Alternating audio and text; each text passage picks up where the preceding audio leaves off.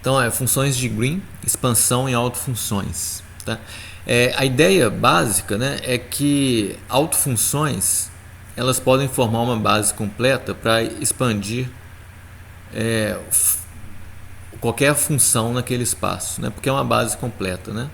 Então, vou definir direitinho essas autofunções e vou usar isso, né, como uma base.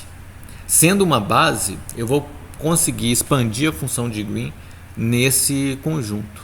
Né? E a tarefa passa a ser determinar os coeficientes de expansão. A gente vai obter uma forma fechada usando as propriedades de ortogonalidade das funções de base. Tá? Então, eu vou usar uma equação diferencial como exemplo, né? Uma equação tipo a equação de Schrödinger, e que a gente vai ver, ela é bem apropriada porque ela pode representar também, em casos particulares, a equação de Helmholtz, a equação de Poisson. Então a gente faz uma coisa um pouco mais geral. Então eu vou usar uma equação como exemplo, que é essa aqui. Ó. Tem um Laplaciano, tem uma função f de x, psi de x, tem um número lambda, em um outro termo, tudo isso multiplicado por psi de x, isso igual a zero. Olha, isto aqui é uma equação tipo a equação de Schrödinger, se eu associo o f com o potencial e o lambda ou menos lambda com energia. Tá? Tipo uma equação de Schrödinger independente do tempo. A primeira ideia importante é a seguinte: num problema físico, o psi tem que satisfazer algumas condições de contorno, tipo continuidade e ser finito e ser contínuo, e isso vai restringir as soluções possíveis. Não todos os lambdas levam a psis que satisfazem essas condições, então apenas um conjunto de lambdas garantem soluções desse tipo. Então isso me leva a indexar as soluções bem comportadas, né, que tem psi finito, psi contínuo, pelo índice n. Então eu vou ter apenas um conjunto de soluções físicas, e isso vem da imposição de condições de contorno. Eu posso reescrever então a equação dessa forma aqui. Ó. N é o conjunto então de lambdas e de psis n que constituem uma solução do problema físico, incorporando já as condições que o psi tem que satisfazer. Isso aqui me define os chamados autovalores, que são os lambda n's, e as autofunções, que são os psi n. Uma propriedade importante é que as soluções permitidas formam um conjunto ortogonal. Então, assumindo essas funções normalizadas, eu posso expressar essa propriedade através de uma integral, que eu escrevo aqui como uma integral no espaço todo, no psi m, índice m, asterisco, complexo, psi de x, o psi n de x, integrado em d3x, né, no espaço inteiro. As funções sendo normalizadas, isso é um delta, um delta de Kronecker de nm, ou seja, isso é zero quando n é diferente de m, e isso é 1 quando n é igual a m. O zero diz que essas funções são ortogonais, e o 1 diz que elas estão normalizadas. Então, o que isso tem a ver com funções de Green? Tá? Então, esse é um ponto importante. Eu vou supor agora que eu conheço as soluções de um problema de altos valores num certo espaço, numa certa geometria. Tá? Essa é a geometria de interesse. Ali dentro eu construí uma equação de altos valores e eu sei resolver. Então esse retângulo que eu coloquei na tela representa uma equação que eu estou supondo que eu conheço tudo sobre ela. Eu conheço os altos valores e eu conheço as autofunções. Ora, se eu conheço isso, eu tenho uma base completa nesse espaço, dado pelas autofunções. E a ideia é encontrar a função de Green para o problema, naquele espaço, a partir de uma expansão nessa base que agora é conhecida. Tá? Então, a ideia é assim, ó, no mesmo espaço, né? Senão aí não vale. Aí eu vou construir uma função de Green que é solução disso aqui. Ó. essa equação diferencial f de x menos lambda. Aí tem uma peculiaridade aqui que eu preciso mostrar para vocês. X é igual a menos 4π delta de x menos x'. Eu estou supondo que eu quero resolver essa equação. Olha o que acontece aqui. Primeiro, o lambda é diferente de lambda n, diferente daquele alto valor lá. Tá? É um número diferente. É um parâmetro diferente do alto valor do problema auxiliar meu que eu sei resolver. Eu quero resolver uma função de Green que vem dessa equação. Aí que função de Green é essa? Ora, se f e lambda são iguais a zero, essa função de Green é a função de Green da equação de Poisson. Então vou colocar aqui, olha, pode ser a função de Green de Poisson, porque se eu faço f igual a zero e lambda igual a zero, essa equação de cima se reduz a essa aqui, ó, Laplaciano de g é menos 4π delta de x menos x'. Ora, isso dá a solução particular de um problema tipo Laplaciano de potencial é menos ρ sobre ε0. Como nós vimos várias vezes, né? Se eu quiser resolver esse problema, eu troco a pergunta quem que é o V por qual que é a função de Green para esse problema. E a função de Green vem da solução dessa equação. Notem que essa equação, então, está contida nessa mais geral que eu fiz. Pode ser também a equação de Helmholtz, que a gente acabou de discutir. Se eu faço o lambda igual a zero, se eu faço o f igual a zero, mas o lambda é diferente de zero, eu tenho uma equação desse tipo, ó, Laplaciano de g menos lambda, tá aqui, ó, g é igual a menos 4π delta de x menos x'. Né? Então isso vai ser tipo uma equação de Helmholtz, né? Tem a mesma forma da equação de Helmholtz. Tá? Vou colocar o sinal positivo aqui só para ficar igualzinho mesmo. Vou colocar mais lambda. Eu coloquei mais aqui também, não. Mais. Então você vê, se o lambda, eu identifico o lambda com K2, né? Eu tenho a equação de Helmholtz aqui. A função de Green para a equação de Helmholtz não homogênea. Então é uma coisa geral que eu estou fazendo, não é tão específico assim. Estou tentando achar a função de Green que vem dessa equação, mas eu posso torná-la específica escolhendo apropriadamente f e lambda. Tá? Aí o ponto importante, né? Novamente, eu conheço uma equação de autovalores, todas as soluções naquele mesmo espaço, que eu estou escrevendo dessa forma. Tá? Como que a gente liga uma coisa na outra? Como a conhecimento da equação de autovalores nos ajuda a chegar à função de Green. É isso que a gente tem que discutir agora. Tá, então vou voltar, então vou partir dessa equação, vou escrevê-la de novo aqui, a equação que eu preciso resolver, mais um f de x mais lambda g de x, x', isso é menos 4π delta de x menos x'. Eu quero resolver isso, como eu obtenho a função de Green. Aí veja se vocês concordam comigo.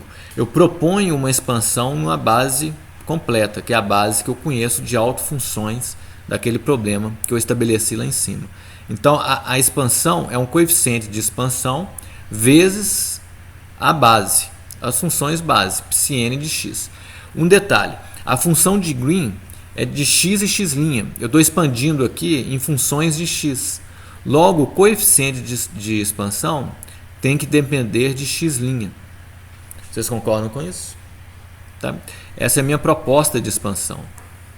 Com ela, eu vou tentar resolver o problema. Qual que é o problema, então? Passa a ser agora achar os coeficientes de expansão. Se eu conhecer os coeficientes de expansão, eu coloco eles aqui e eu tenho a minha função de Green totalmente determinada. Ela vai ser a solução desse problema aqui. Tá? Então, os coeficientes são escolhidos a fim de que isso aconteça.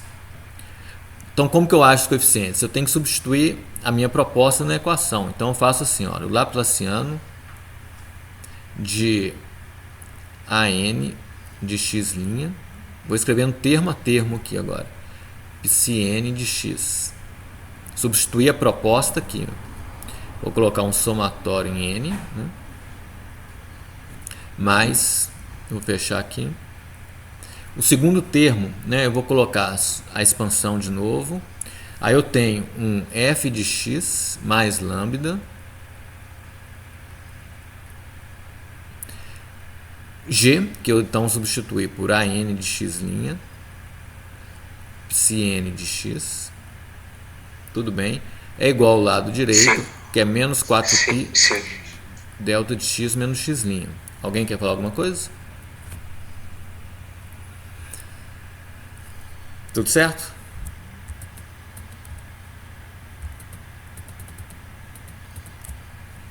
Então a substituição foi feita. Agora olha como é que eu posso desenvolver isso. O an de x' ele sai do operador diferencial, porque o operador diferencial é nas variáveis sem linha. Então ele fica de fora. O laplaciano enxerga o psi, então ele fica lá. Eu vou juntar com esse segundo termo, né? Nesse segundo termo, eu vou ter o f de x, psi de x. Notem que o an de x' ficou em evidência, então já levei em conta esse termo, né? Fecho aqui. Ainda tem um outro que diz respeito a esse lambda, então vou escrevê-lo como lambda an de x', psi de x. O somatório pega todo mundo aqui, ó. Então vou colocar uma chave. Todo o somatório está aqui. Essa equação está só reproduzida aqui, né? Isso tem que ser igual a menos 4π delta de x menos x', que é o lado direito, ainda não mexi nele. Agora, observa o seguinte, esse colchete eu posso substituí-lo por alguma coisa, porque isso aqui tem a ver com a equação que define os problemas de autovalores para psi. Olha, o colchete está aqui, o problema do autovalores está aqui, ó. Laplaciano mais f psi, Laplaciano de psi mais f psi. Por esse problema, eu sei que o Laplaciano de psi mais f psi tem que ser igual a menos lambda n psi, se esse problema for escrito dessa forma. Então, eu posso substituir esse colchete por menos lambda n psi de x. E é isso que eu faço. Ao fazê-lo, eu chego nessa equação aqui, ó. O an de x' eu escrevi. Aí eu vou ter o lambda que aparece aqui nesse termo, já vou juntá-lo com esse aqui, menos lambda n psi de x. Só substituir tudo. Substituir esse termo e esse aqui. Tá tudo aqui. O lado direito continua do mesmo jeito ainda. Sim, agora eu tenho uma equação boa para usar as propriedades da minha base e com elas terminar a determinação dos coeficientes de expansão. Eu uso a propriedade a relação de ortogonalidade, né? Para usá-la, eu devo multiplicar aqui à esquerda, nos dois lados, pelo psi de x'. Psi de x, né? Psi de x asterisco complexo conjugado. Integro isso em d3x. Porque aí eu vou ter aqui um psi de x e um psi asterisco de x. Essa é a relação de ortogonalidade. Então eu posso usá-la para acabar com esse somatório, uma vez que ela diz que a integral deve ser um delta de Kronecker, delta de mn. E tudo que eu fiz do lado esquerdo eu faço do lado direito. O lado direito a integral é simples de fazer porque vai encontrar uma função delta de Dirac. Tá? Então eu faço assim, olha, a integral que eu estou introduzindo, eu tenho lá o somatório am de x', eu tenho lambda menos lambda n, tudo bem. O psi asterisco que eu introduzi, multiplicando, o psi de x que eu já tinha. Isso eu integro em d3x. Bom, isso tem que ser igual a integral que eu introduzo também no lado direito, de menos 4π delta de x menos x', que é o lado direito, vezes o psi_m asterisco de x, que eu tinha que multiplicar do lado esquerdo, agora eu multiplico do lado direito também. Então tudo aqui é muito fácil para mim, porque essa integral ela vai passar direto e chegar aqui, olha. Isso porque nada aqui depende da variável x, né? O AN é de x'. Então eu posso passar a integral para cá. Quando eu passo a integral para cá, ela me fornece uma função, um delta de nm, pela relação de ortogonalidade. Tá? Por outro lado, nesse termo da equação, no lado direito, eu tenho a função delta. Então é muito direto escrever que a solução disso é menos 4π, que é constante. O x varia, porque a integral é em x. Ele só contribui aqui quando x é igual a x'. Então o lado direito vai ser o psi asterisco de m de x'. Ele fixa o valor de x em x' por causa da função delta. E o menos 4π é constante. Então, levando isso em conta, eu vou ter somatório em n de AN de x', lambda menos lambda n, tudo bem. Agora o delta que eu criei com a relação de ortogonalidade está aqui. E do lado direito, menos 4π psi m de x'. O último passo é perceber que esse delta acaba com um somatório, porque o n está variando, mas ele só leva contribuições não nulas aqui quando é igual ao m, por causa disso aqui. Isso aqui é 1 quando n é igual a m, e 0 de outra maneira. Logo, o lado esquerdo passa a ser am de x', lambda menos lambda m. O n vira m e é o único termo que sobrevive. Enquanto que desse lado, eu continuo com meu menos 4π psi m de x'. Olha o que eu consegui. Eu consegui isolar agora o coeficiente de expansão. E é isso que eu escrevo nessa outra equação, que o am de x' é igual. O menos aqui eu vou usá-lo para inverter esse sinal, então eu vou colocar sinal mais, psi m de x' dividido por, agora, lambda m menos m, lambda, porque eu inverti o sinal por causa desse aqui. Ora, se é assim, significa que o AN, né, é só trocar o nome, passa a ser então 4π psi n asterisco de x' dividido por lambda n menos lambda. Olha, nós determinamos completamente o coeficiente de expansão usando as propriedades de ortogonalidade do meu problema de da minha base de autofunções do problema que eu conhecia. Substituindo na minha proposta, eu tenho a função g. Acabou, olha só. Era o somatório em n de um AN que dependia de x', expansão na autofunções psi_n de x. Aqui eu vejo que o AN de x' é determinado e de fato depende de x' através desse psi_n. Logo, a função de Green, x, x' vai ser escrita como 4π, pode ficar do lado de fora, somatório em n de psi_n, esse psi_n psi_n asterisco que está aqui, ó, de x', ó, meu coeficiente de expansão está sendo escrito, psi_n de x, que está aqui, dividido por lambda n menos lambda. Está aí totalmente determinada a função de Green. Olha. Na verdade, a gente quase não fez conta, né? A gente propôs uma expansão, conhecia a base, determinei os coeficientes que estão aqui, e aí eu escrevo a função de Green, olha, em termos de coisas conhecidas. Quais são as coisas conhecidas? Lambda faz parte da equação. Então ela é dada dentro da equação. Psi_n asterisco, psi_n lambda n foi o que eu supus conhecido de um problema auxiliar construído naquele espaço, um problema de autovetores, tá bom? Então com isso eu tenho um problema totalmente resolvido e uma expansão da função de Green em base de autofunções.